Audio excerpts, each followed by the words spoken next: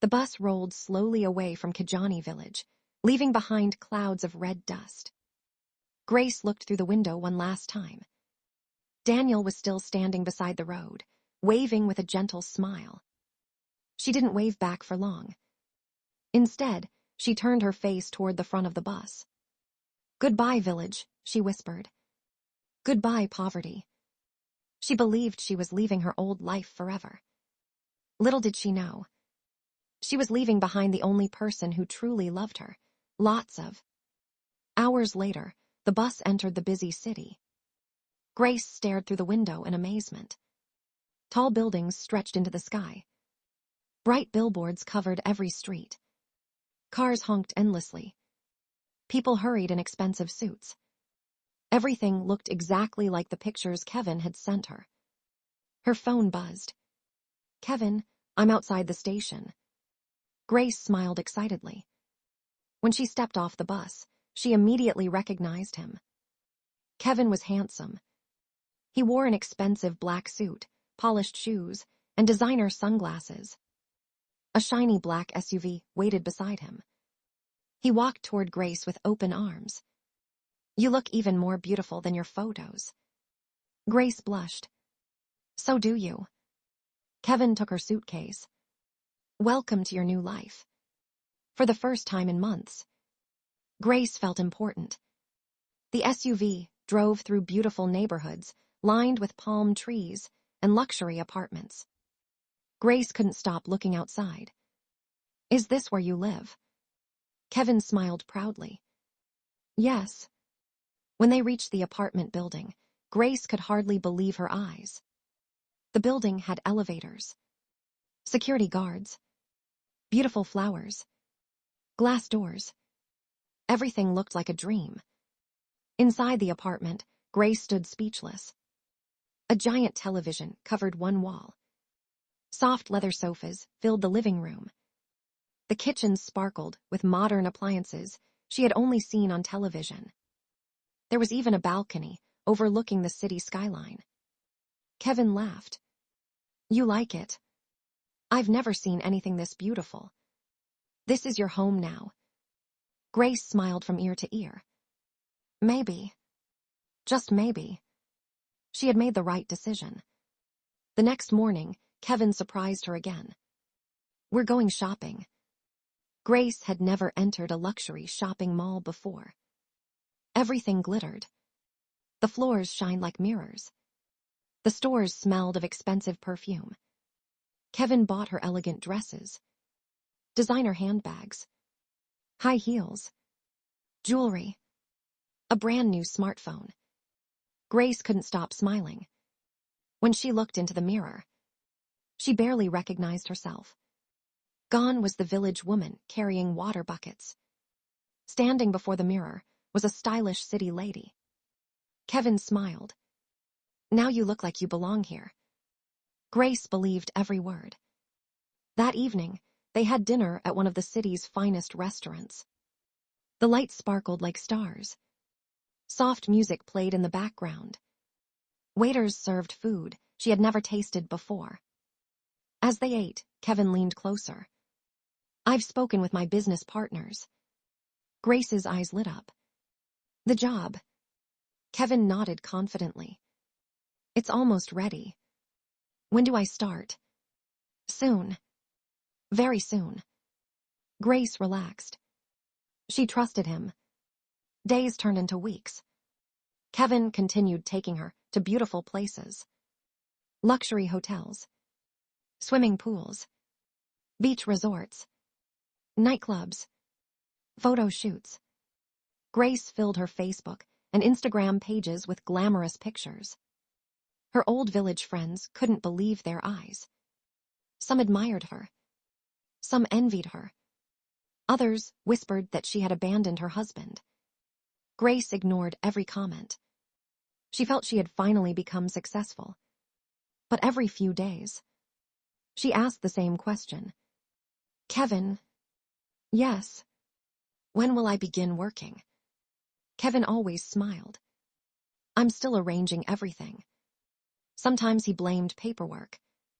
Sometimes he blamed the company. Sometimes he blamed investors. There are just a few delays. Grace believed him. After all, why would a rich man lie?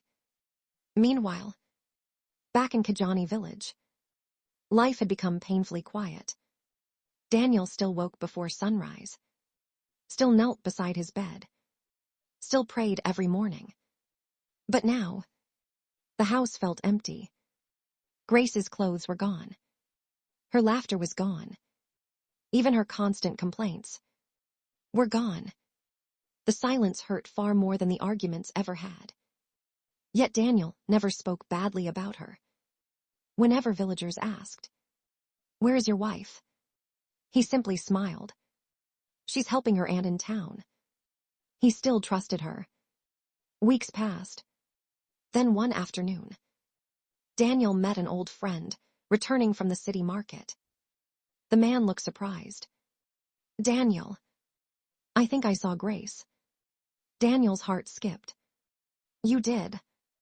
"Yes." "Was she with her aunt?" The man hesitated. "No. She was shopping with a rich young man." Daniel stared silently. "No. That can't be true." "I'm sorry, Daniel. I know what I saw." Daniel forced a smile. "Perhaps you made a mistake." But deep inside, fear had already begun growing. That night, Daniel couldn't sleep. He kept remembering every conversation, every smile, every promise, every excuse. Finally, he made a decision. "I need to see her myself." The following morning, Daniel sold one of his goats. He used the money to buy a bus ticket. For the first time in his life, he traveled to the city. Everything overwhelmed him. The noise, the traffic, the tall buildings, the crowds. But he carried only one hope: to find his wife. After asking many people, he finally located Kevin's apartment building. His heart raced. He walked toward the entrance. The security guard stopped him.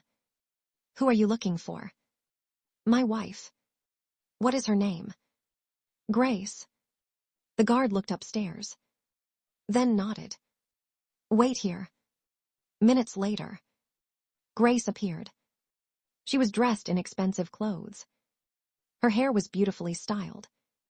Her makeup was flawless. Daniel barely recognized her. His eyes filled with tears. "Grace." She froze. For a brief second, guilt crossed her face. Then she looked behind her. Kevin was standing nearby, watching. Grace's expression immediately changed. "What are you doing here?" she asked coldly. "I came to take you home." Grace folded her arms. "I don't know what you're talking about." Daniel looked confused. "What?"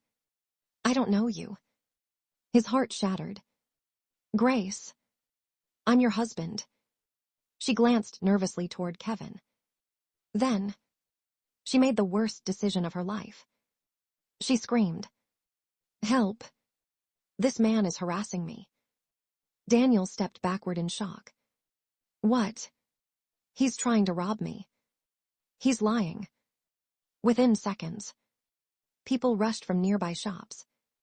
Security guards surrounded Daniel. "What happened?"